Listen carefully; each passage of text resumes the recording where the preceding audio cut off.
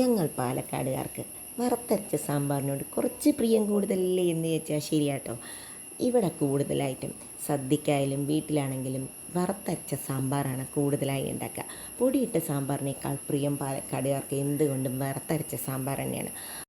ഒരു പാൻ വെച്ച് അതിലേക്ക് ആ മുളകൊക്കെ ചൂടായി വരുമ്പോൾ കുറച്ച് മല്ലിയും കൊത്തമല്ലിയും കുറച്ച് ഉലുവയും കൂടി ചൂടാക്കി അതിൻ്റെ മണം വരുമ്പോൾ തന്നെ കഴിക്കാൻ തോന്നും കേട്ടോ. അതിലേക്ക് കുറച്ച് ആവശ്യത്തിന് തേങ്ങയും കുറച്ച് കറിവേപ്പിലിട്ട് ഒന്ന് ചൂടാക്കിയെടുത്ത് അതിലേക്ക് കുറച്ച് കായപ്പൊടിയും കൂടിയിട്ട് വറുത്ത് വരുമ്പോൾ തന്നെ ഒരു ഫ്ലേവറാണ്. തണുത്തതിന് ശേഷം അതങ്ങോട്ട് അരച്ച് വയ്ക്കുക. എന്നിട്ട് ഈ വേവിച്ച് വെച്ചിട്ടുള്ള വെജിറ്റബിളിലേക്ക് ആവശ്യത്തിന് പുളിയും കൂടി ഒഴിച്ചിട്ട് ഒരു 5 മിനിറ്റിൽ കൂടുതൽ തിളക്കരുത് കേട്ടോ. പുളി ഒഴിച്ച് കഴിഞ്ഞാൽ ഇളക്കാനും പാടില്ല. അത് കഴിഞ്ഞ് ഈ അരച്ച് വെച്ചിട്ടുള്ള അരപ്പും കൂടി ചേർത്ത് 2-3 മിനിറ്റ് മാക്സിമം 5 മിനിറ്റ് തിളപ്പിക്കുക.